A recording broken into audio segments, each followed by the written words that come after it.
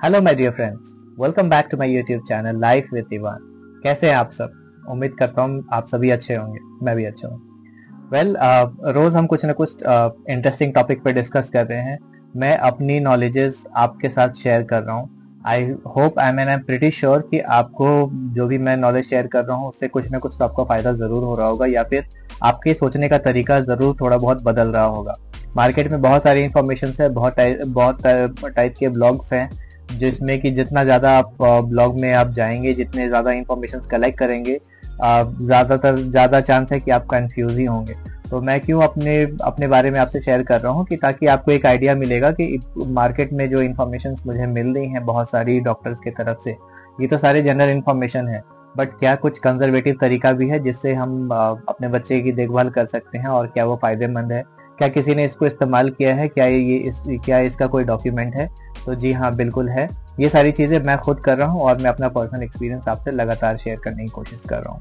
सो आज मैंने सोचा है आपके लिए वैक्सीनेशन, जो इम्यूनाइजेशन भी कहते हैं उसको, न्यूबॉर्न बेबी के आने के बाद में जो हम उसके इम्यूनाइजेशन के बारे में सोचते हैं, जो वैक्सीनेशन प्लान करते हैं, उसके बारे में थोड़ी चर्चा कर लें।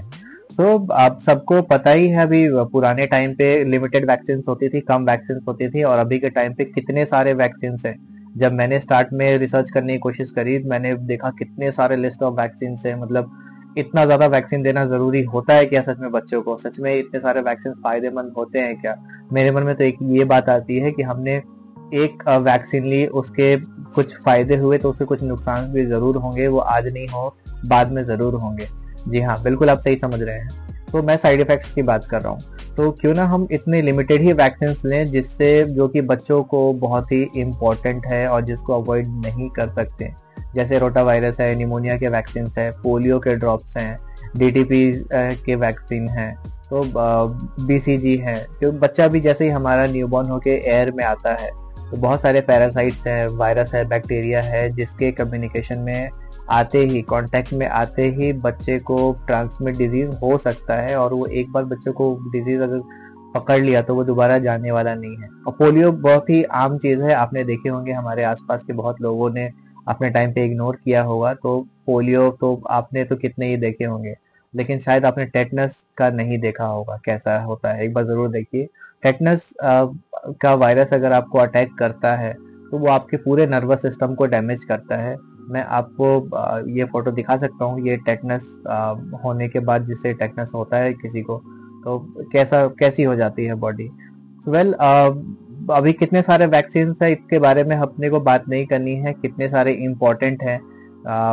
ये मैं कहाँ से रिसर्च करता हूँ नहीं करता हूँ वो बहुत लंबी कहानी है, लेकिन जो इम्पोर्टेंट वैक्सीन है मैं इवान को वही दिलवाता हूँ। मुझे लकली जो इवान की पीडियाट्रिशियन है वो भी बहुत अच्छी है, वो भी मुझे उतना ही बताती है जितना ज़रूरत है। तो मैं आपको पहली बार की बात बताऊं, जब इवान का इम्यूनाइजेशन प्लान था, जब मुझे वो कह रही थी कि अब आप ले ही लो, ऑलरेडी 2 महीने लेट चल रहे हो।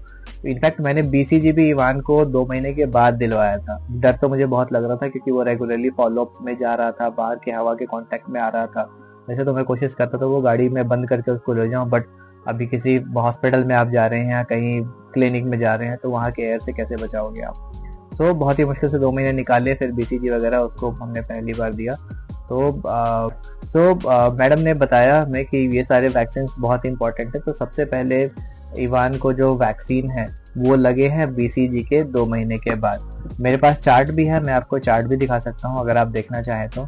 और अगर आपके पास फाइल नहीं है तो अभी एक फाइल या उसका एक चार्ट रखें, उसकी एक डिटेल रखें, कम से कम तब तक जब तक आपका बच्चा 15-17 साल का नहीं हो जाता है। शायद आपको ये कभी जरूरत आ सकती है, कभी आप ट्रेवल कर रहे हैं, कभी देना है, किसी डॉक्टर को पुराने वैक्सीन की हिस्ट्री चाहिए होती है। एटलीस्ट हमारा बॉडी जो है फुल मैच्योर, एटलीस्ट 90% मैच्योर होने में 17-18 साल तो लग ही जाता है बच्चे को, तब तक तो वो डेवलपमेंट एज है। तो मैं आपको बताऊं, जब इवान का वैक्सीनेशन मैंने प्लान किया था फर्स्ट टाइम पे, तो प्राइवेट में वैक्सीनेशन, मैं ये नहीं कहूँगा कि बहुत ही महंगा था, बट ये था कि अभी घर पे गवर्नमेंट वाले आ रहे थे देने को। यहाँ तो डोर टू डोर सर्विस है, बिना कहीं गए हॉस्पिटल में, बिना लाइन लगाए आपके घर पे आते हैं यहाँ पे, एंड वो पूछ के वैक्सीन लगाते हैं फ्री ऑफ कॉस्ट। तो जो प्राइवेट का शेड्यूल है लगभग वैसा ही गवर्नमेंट का भी है। कुछ चीज़ें प्राइवेट में है, कुछ चीज़ गवर्नमेंट में नहीं है।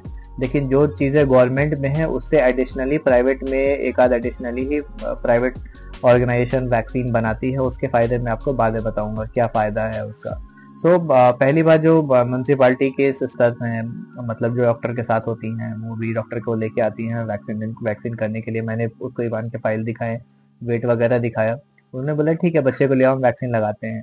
जब ईवान को लेके आया तो अरे यार ये तो हमें अभी वैक्सीन तो नहीं लगाएंगे, क्योंकि ये जो पहला वैक्सीन है मुझे बच्चे के थाई में देना है। बच्चे के थाई में मसल बहुत ही कम लग रहा है, तो हमारी नीडल थोड़ी लंबी होती है, तो उससे कहीं और जैसे कि मतलब हड्डी के तक पहुंचने तक का डर हो सकता है, तो हम इसको नहीं दे रहे फिलहाल।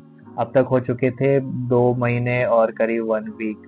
मुझे और टाइम वेस्ट नहीं करना था। मैंने पीडियाट्रिशियन को फ़ोन किया, उन्होंने बोला कि ठीक है आप आ जाइए, हम कर सकते हैं अपने यहाँ पे। मैं वहाँ पे इवान को लेके गया, तो जो चार्ट है मैं आपको डायरेक्ट चार्ट ही दिखा देता हूँ। तो चार्ट में आप देखिए ये लिखा हुआ है सबसे पहले BCG का। BCG है, हेपेटाइटिस B1 है, एंड OPV है। OPV कुछ नहीं, वो पोलियो है। एंड जो डेट है लिखे हुए, और ये साथ में जो स्टिकर्स एंड बैच नंबर्स हैं, ये मुझे बोला गया है कुछ दिन तक संभाल के रखने को। ये आपको नहीं पता कब जरूरत पड़ जाए, तो आपको अगर ये इसमें से कुछ नोट करना है तो आप ये नोट कर लें। तो ऐसे ही मैं शेड्यूल कर रहा हूँ इवान के वैक्सीन, और उसके साथ में जिस डेट को हम वैक्सीन देते हैं उसको, ये भी लगा हुआ है उसमें फॉर द रेफरेंस। तो फिलहाल तो अभी 1 साल तक तो फॉलो करना है इसको कैसे भी। बाद में हो सकता है कि हम गवर्नमेंट शेड्यूल पे भी जाएं, तो उसमें भी मुझे ये रिसर्च करना होगा कि क्या ये सारे वैक्सीन जो मुझे लगवाने हैं ईवान को, वो गवर्नमेंट में है या नहीं है, या प्राइवेट। गवर्नमेंट प्राइवेट बहुत ज़्यादा मैटर नहीं करता, लेकिन ये सारे लिमिटेड वैक्सीन है जो कि मैंने लगवाए हैं ईवान को। तो जैसे अभी हेपेटाइटिस है, जो बर्थ डोज उसमें दिया जाता है, वो तो मैंने बताया ही आपको। लेकिन उसमें जो ये DTAP और DTWP है, ये एक्चुअली इसमें डिप्थेरिया इन्फ्लुएंजा के वायरस से बचने के लिए वो वैक्सीन है। तो इसमें अभी मैं अगर आपको बताऊं कि डिप्थेरिया के जो DTAP DTWAP का जो कॉम्बिनेशन है, उसमें डिप्थेरिया एक्चुअली अगर वो वायरस कम्युनिकेट करता है, किसी बच्चे को अटैक करता है, तो उसमें सीवियर रेस्पिरेटरी इन्फेक्शन होने का खतरा हो सकता है, बहुत ही ज़्यादा सीवियर। उसके बाद जैसे टेटनस के बारे में मैंने बताया, तो आपको दिखाने की कोशिश करता हूँ, जैसे नर्वस सिस्टम को डैमेज करता है ये। एंड जैसे पर्ट्यूसिस है, उसमें भी वो सीवियर रेस्पिरेटरी सिस्टम को डैमेज करता है। तो ये तो बहुत ही इंपॉर्टेंट वैक्सीन है। फिर HIV है, हेमोफिलिस इन्फ्लुएंजा बैक्टीरिया भी जो है वो रेस्पिरेटरी सिस्टम को बहुत ही काफ़ी हद तक डैमेज करता है। इसमें और मैंने जैसे रोटा वायरस के लिए है, रोटा वायरस में वही सीवियर डायरिया बच्चे को ना हो, और इसका ख्याल रखती है। और PCV जैसे न्यूमोकोकल बैक्टीरिया है, तो PCV में 2 कॉम्बिनेशन आ गया हमारे पास, एक न्यूमोकोकल बैक्टीरिया, दूसरा निमोनिया आ गया। तो इसमें निमोनिया तो आपको पता ही है, बहुत ज़्यादा सर्दी जुकाम और कफ वगैरह है, जो कि रेस्पिरेटरी सिस्टम को अगेन डैमेज करता है। एंड ये मेनिंजाइटिस को भी डैमेज करता है। तो मेनिंजाइटिस क्या है, उसमें ये जैसे हमारे स्पाइनल कॉर्ड और ब्रेन का जो साइड का मेम्ब्रेन है, वहाँ के पार्ट को डैमेज करता है। तो ये भी एक बहुत ही सीरियस बीमारी हो सकती है बच्चों को, जिसको प्रिवेंट करने के लिए हम ये इम्पोर्टेंट वैक्सीन चुनते हैं। तो आप भी कृपया प्लीज़ ये इम्पोर्टेंट वैक्सीन के ऊपर रिसर्च करें कौन सा इम्पोर्टेंट है। और अगर आप मेरे से जानना चाहते हैं क्या इम्पोर्टेंट है, मैं क्या फॉलो करता हूँ, तो ऑब्वियसली मैं अपने दिमाग से नहीं करता, मैं पीडियाट्रिशियन के कंसल्ट में ही करता हूँ, और वो मुझे बिल्कुल समझाते हैं कि ये सारी वैक्सीन है, इसका मतलब ये है। अब वो डिसाइड भी वो मुझे करने को कहती हैं कि आप डिसाइड कीजिए आपको क्या लेना है क्या नहीं लेना है। तो मैं अपने हिसाब से जो मुझे अच्छा लगता है मैं वो डिसाइड करता हूँ, मैं लेता हूँ। Thank you. आई होप मैंने आपसे वैक्सीन को लेके कुछ इंपॉर्टेंट नॉलेज शेयर करी है। So before you decide anything, you kindly do your own research, कौन सा लेना चाहिए कौन सा नहीं लेना चाहिए। और ये हमेशा पीडियाट्रिशियन के साथ डिस्कस करके ही आप डिसाइड करें कि आपके बच्चे को क्या वैक्सीन देना है या नहीं देना है। जितने सारे वैक्सीन प्राइवेट में या गवर्नमेंट पे उपलब्ध हैं, सारी वैक्सीन लेने में बहुत बुद्धिमानी नहीं है, आपको नुकसान भी हो सकता है, आप इतना याद रखें। और ये रियल स्टोरी है, मैं और कहानी को ऐड नहीं करना चाहता। मेरे फ्रेंड सर्कल में ही है, अभी वो उन्होंने खुद बताया कि बहुत सारे वैक्सीन नहीं लेने हैं। मुझे मेरे बच्चे को कुछ ना कुछ प्रॉब्लम नजर आ रही है ज़्यादा वैक्सीन लेने से। ये था आज का वीडियो ऑन वैक्सीनेशन।